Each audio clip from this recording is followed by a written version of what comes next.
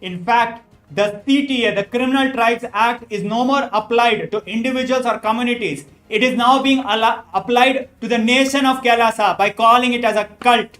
Just because of the practice of Hinduism, just because of revival of Hinduism, just because we are the indigenous Hindus reviving the true glory of Sanatana Hindu Dharma, they call us a cult. Is this not shameful? Are they not ashamed? This is what is racism. This is what is xenophobia. None of which exists in Hinduism. How can racism exist in Hinduism? Let us see what this report has to tell about this. Shame on the anti-Hindu medias and shame on the yellow medias, because they never stood for the truths. They always been influenced by the deep state elements who fed them with all their money, political influence, and they have continuously attacked all the Hindus, Hindu gurus who stood for the Hinduism. So what is the main reason for the attacks of the Supreme Pontiff of Hinduism? Because he stood for Hinduism. He stood for reviving a sovereign Hindu nation. Now let us understand what was lost and how much was lost. We see the destruction. Let me read the report for you. The Hindu Holocaust has, for the last 2000 years, gone through a massive destruction, resulting in loss of 56 Hindu nations that spanned over 6 million kilometers square of Asia. This resulted in the loss of more than 500 million lives. More than 4 million Hindus were enslaved. More than 160 million Hindus were starved to death. Thousands of temples were destroyed, and more than a million Hindu educational institutions were destroyed. Libraries were burned down. Yes, these numbers are very important, not only for the global viewers, even for the neo-Hindus, because they doesn't know about the history, because the very history has the very Hindu Holocaust. Today, whatever the history you know about Hinduism, it is fabricated by the British colonizers and this anti-Hindu medias. Let me tell the numbers once again. It is a 2000 years of persecution, and 56 Hindu nations have lost its sovereignty, and 500 plus millions has been massacred during this entire persecutions. And almost more than 4 million Hindus has been accused of rape, sex, and they have been completely dismantled from the very life itself. But understand, all these things never happened in Hindu nations. The reason is there was no casteism, there was no xenophobia, there was no racial discrimination. How can there be any racial discrimination or casteism in Hinduism when we believe the glorious principles of Hinduism? Now let us see directly from the report what it has.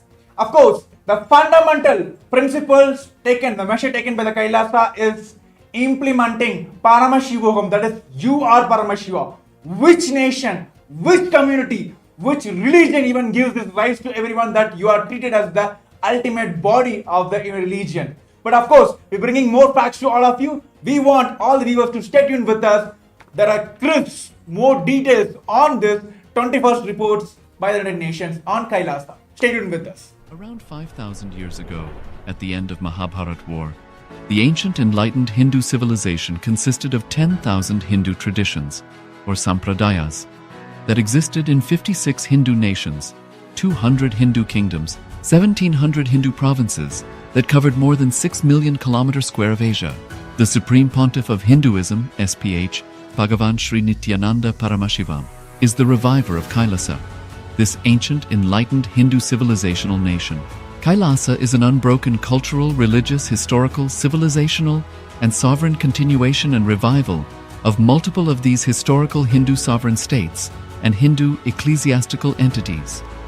The unbroken continuity of these ancient Hindu nations through KAILASA results in the legal recognition of KAILASA as per the international customary law, particularly the doctrine of continuity. The international law, the doctrine of continuity, implies that upheavals and revolutions within a country, changes in government, territorial adjustments, measures taken during military occupation, or other internal transformations do not negate the existence of the country, do not affect the legal personality and international obligations of the country or state. The Vienna Convention on Succession of States in respect of treaties, 1978, addresses these principles of the doctrine of continuity as it outlines international law during situation of state succession or continuation. International law recognizes a state's legal personality by recognizing its identity. This perspective extends even during the period when the given state or country is annexed or occupied by a foreign power. Even in such cases, the legal personality of the state is considered to persist, enabling its subsequent re-establishment. Historical examples dating back to the 18th century include cases like Portugal and Genoa that were re-established after the Vienna Congress of 1815. More recent examples include countries such as Poland, Ethiopia, Czechoslovakia, Albania, and Austria that were re-established after World War II. Even when a nation is deprived of its territory, the nation continues to exist. Its sovereignty and international legal personality continues to persist. The Dalai Lama, as the spiritual and temporal leader of Tibet, exemplifies this principle. In 1959, the Dalai Lama was exiled and forced to flee. Despite the challenges faced, the Dalai Lama continues to advocate for the preservation of Tibetan culture and garners worldwide support for Tibetan autonomy on the global stage. Similarly, from 1309 to 1376, the Pope of Catholicism had been in exile in Avignon. Despite this, he was recognized as the head of state as well as head of the church and given full privileges of the position after their return to Rome. Even in 1861, much of the papal territories had been lost, leaving the Pope with no sovereign territory. The last segment we have spoken about the 6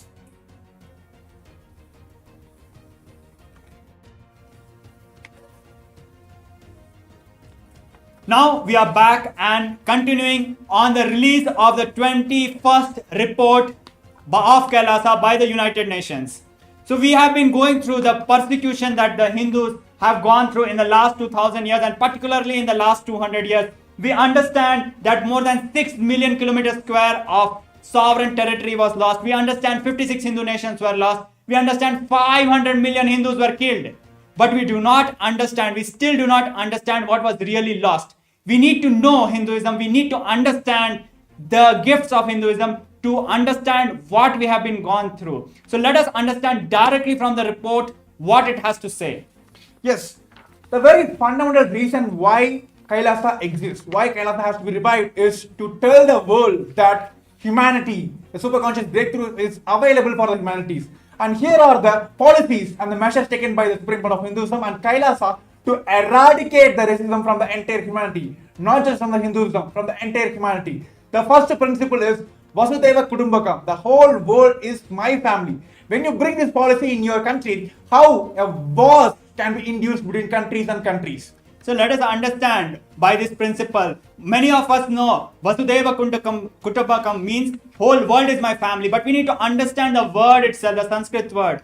Vasudhaiva, Vasudha, Mother Earth, Kutumbakam, the family of Mother Earth. Just by translation, you will understand how beautifully the Hindus cognize. Our ancestors had powerful cognitions about the world. Earth is my mother and each and every being is my family. Because we are from the same mother, how can there be discrimination? How can there be fight? And that is why Hindus lived beautifully and peacefully, because we lived by these principles. And second is the ahimsa, non-violence. See, the fundamental principle with which KAILASA has been established is ahimsa paramo dharmaha, that non-violence is the ultimate cosmic law. See, many times this non-violence has been put as the powerlessness. But how many of you know that all the fears, angers, violence, frustration, these are the powerlessness, not non-violences. Very clearly understand the world peace can be brought into the country not by wars, by only non-violence. By standing on these principles, KAILASA stands and for the United Nations for the global peace. We have contributed to the world in extraordinary ways. We talk about the problem of xenophobia. We talk about the problem of racism.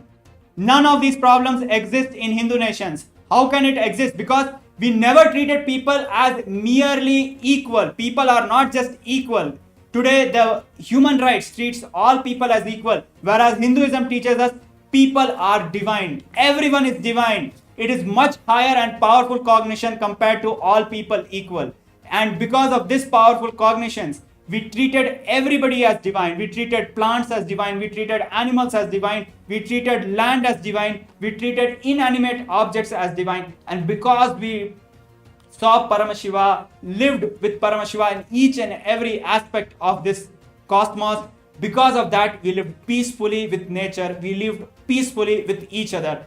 These are the gifts of Hinduism which have been lost when the 56 Hindu nations were lost. And today we are speaking about the racism. Of course, it is not just in Hinduism. The entire world faces the racism all around the world. But what is the solution KAILASA is giving? What is the solution Hinduism is giving is Advaita. The only experience, only principle which belongs to Hinduism is Advaita. How many of you know that Hindus have fundamentally rooted in the Advaita, oneness with the entire world, entire universe? Then where comes the racism? And when we understand the destruction by the caste system, it might look superficial. But when we look at this reality, it is not just the territory was lost. It is not just the community was lost. It is not just the unity was lost. It is not just the principles were lost. It is not just the quality of life was lost. The entire ecosystem which beautifully lived, beautifully and happily lived and contributed to the entire world, giving the